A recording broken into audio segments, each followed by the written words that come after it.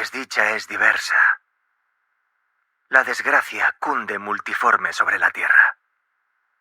Desplegada sobre el ancho horizonte como el arco iris, sus colores son tan variados como los de este, y también tan distintos y tan íntimamente unidos.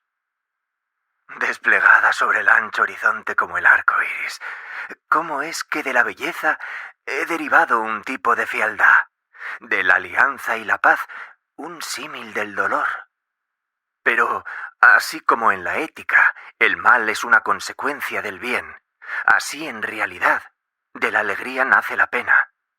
O la memoria de la pasada beatitud es la angustia de hoy, o las agonías que son, se originan en los éxtasis que pudieron haber sido. Mi nombre de pila es Egeius. No mencionaré mi apellido. Sin embargo, no hay en mi país torres más venerables que mi melancolía y gris heredad.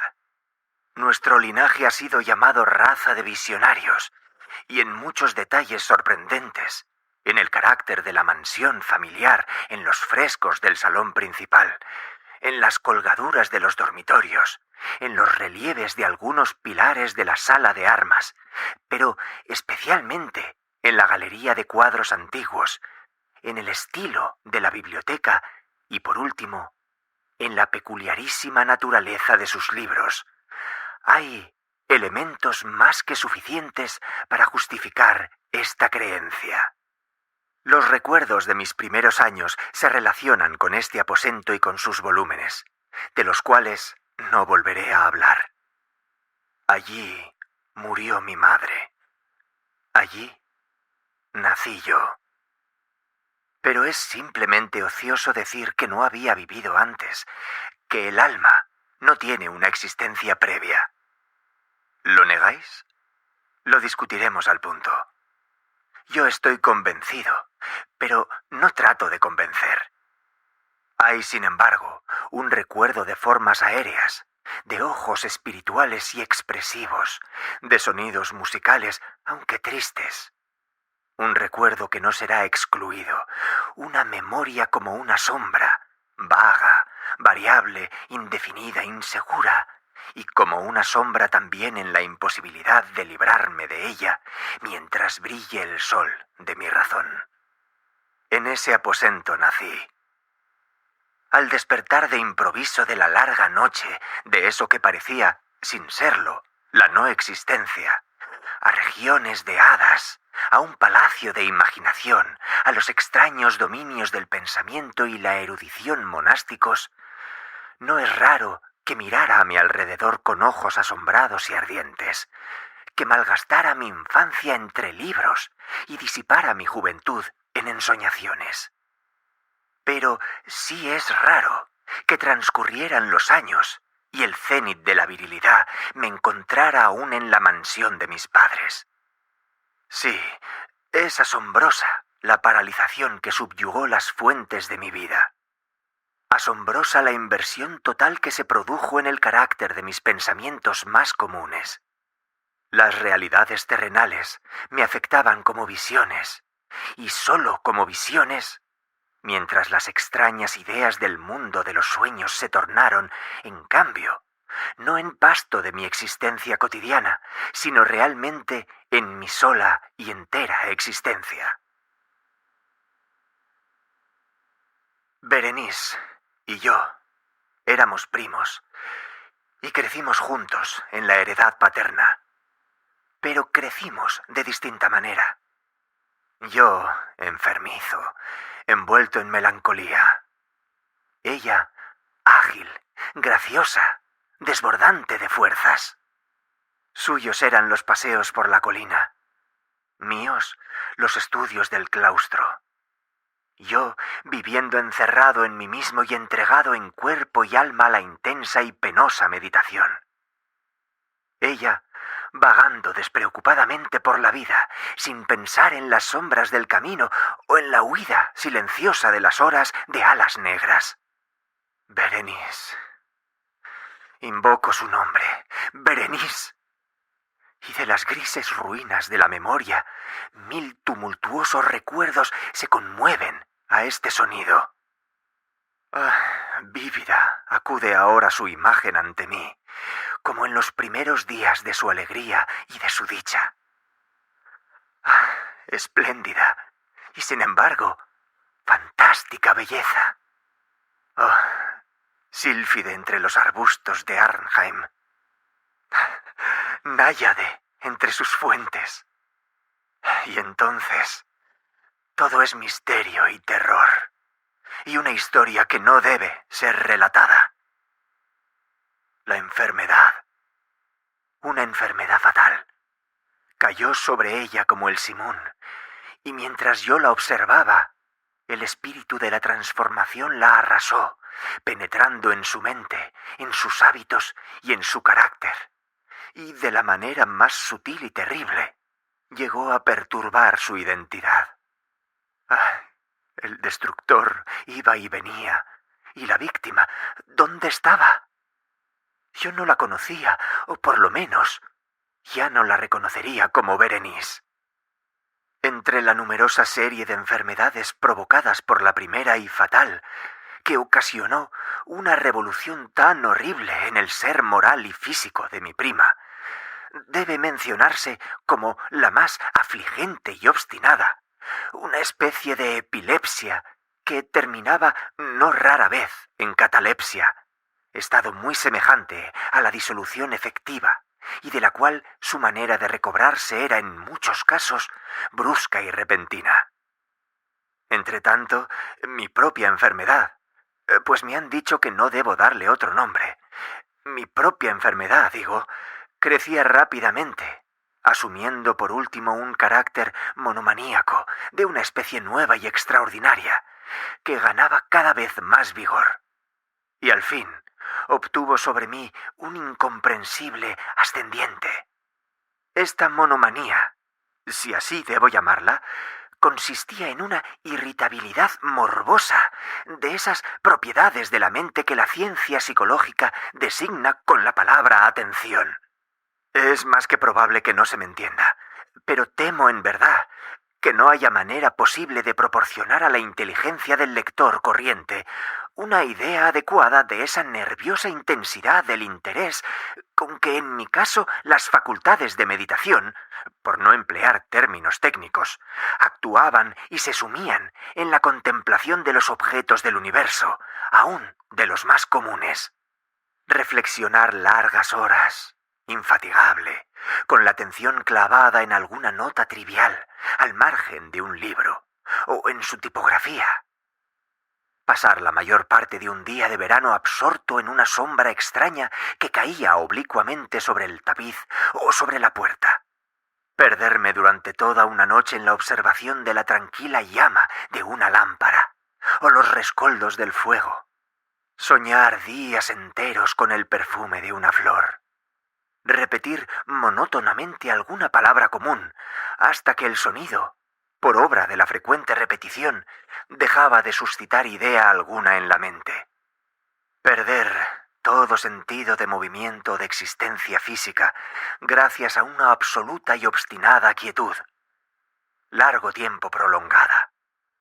Tales eran algunas de las extravagancias más comunes y menos perniciosas provocadas por un estado de las facultades mentales, no único, por cierto, pero sí capaz de desafiar todo análisis o explicación. Mas no se me entienda mal.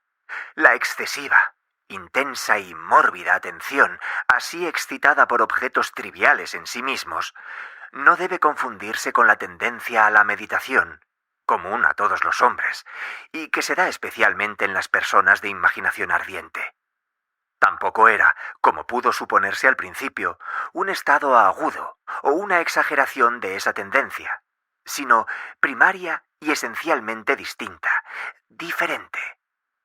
En un caso, el soñador o el fanático, interesado en un objeto habitualmente no trivial, lo pierde de vista poco a poco en una multitud de deducciones y sugerencias que de él proceden, hasta que al final de un ensueño colmado a menudo de voluptuosidad, el incitamentum o primera causa de sus meditaciones desaparece en un completo olvido.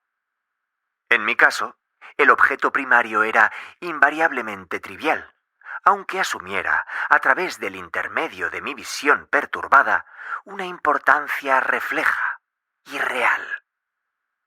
Pocas deducciones, si es que aparecía alguna, surgían, y esas pocas retornaban tercamente al objeto original como a su centro.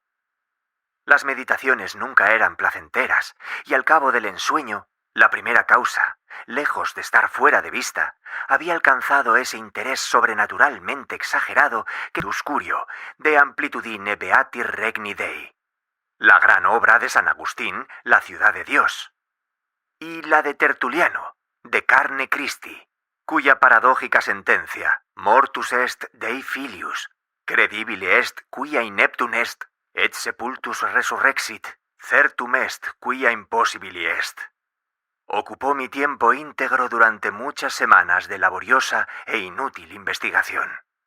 Se verá, pues, que arrancada de su equilibrio solo por cosas triviales, mi razón semejaba a ese risco marino del cual habla Ptolomeo Hefestión, que resistía firme los ataques de la violencia humana y la feroz furia de las aguas y los vientos, pero temblaba al contacto de la flor llamada asfódelo.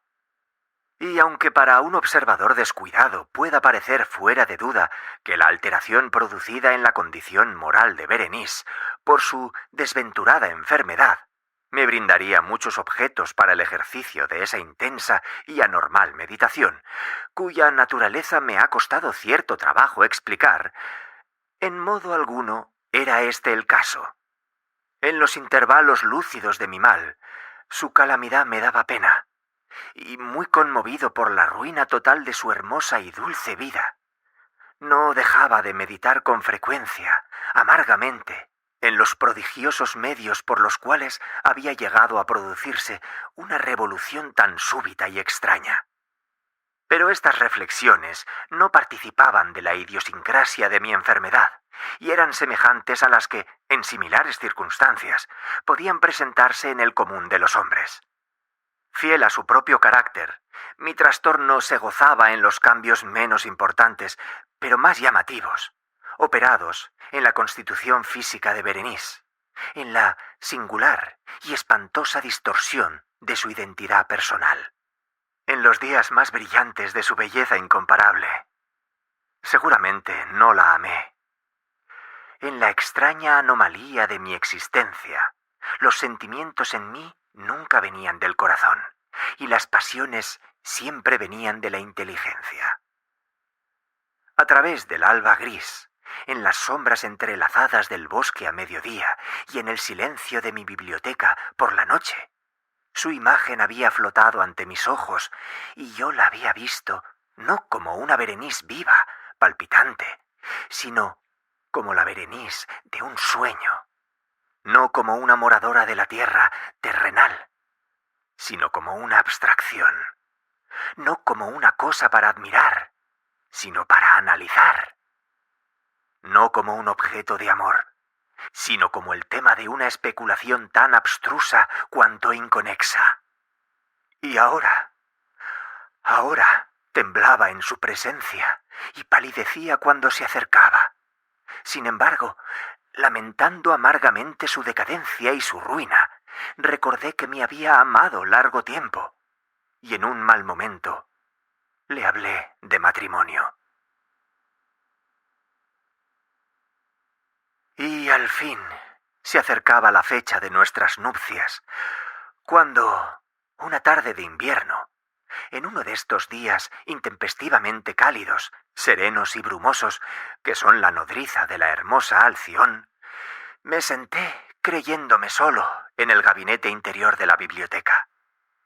Pero alzando los ojos, vi ante mí a Berenice. ¿Fue mi imaginación excitada? ¿La influencia de la atmósfera brumosa? ¿La luz incierta, crepuscular del aposento?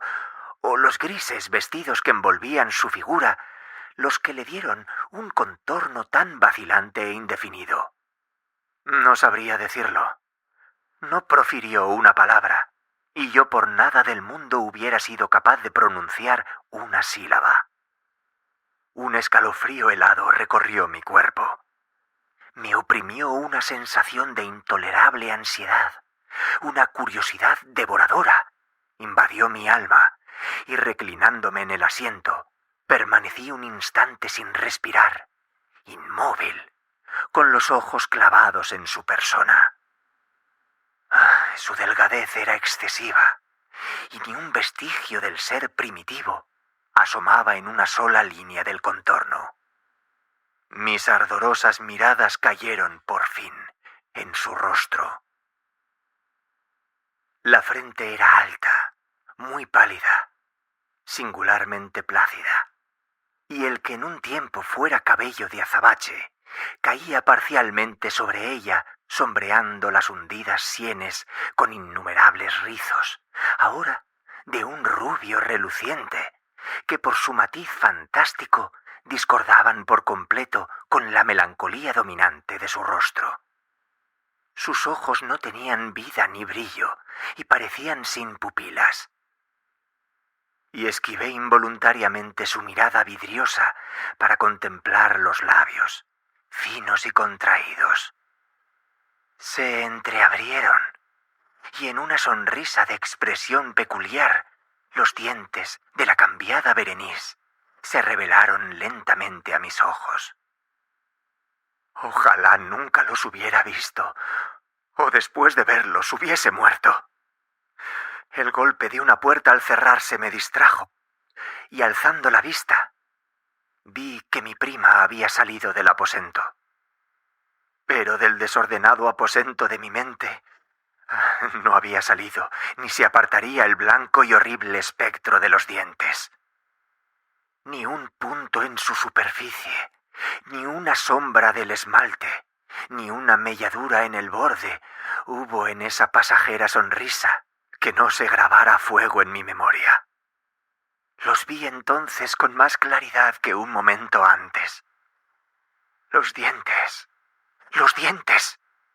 Estaban aquí y allí y en todas partes, visibles y palpables, ante mí, largos, estrechos, blanquísimos, con los pálidos labios contrayéndose a su alrededor, como en el momento mismo en que había empezado a distenderse.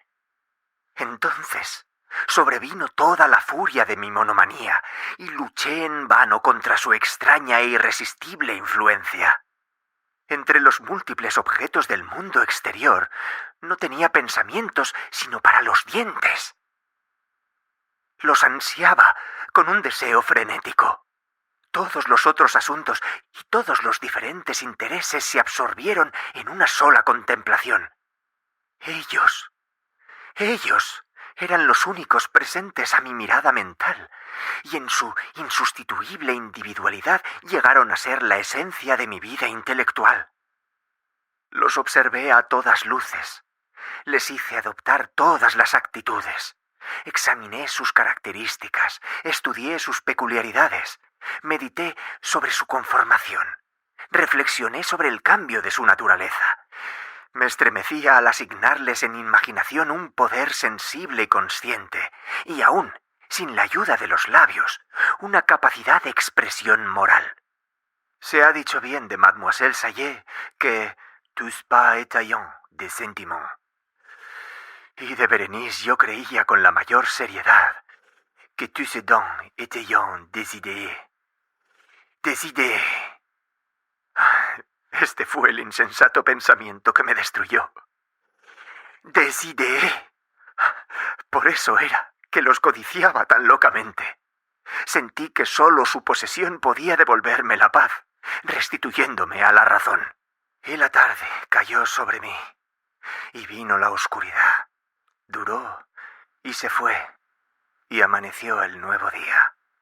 Y las brumas de una segunda noche se acumularon, y yo seguía inmóvil, sentado en aquel aposento solitario, y seguí sumido en la meditación.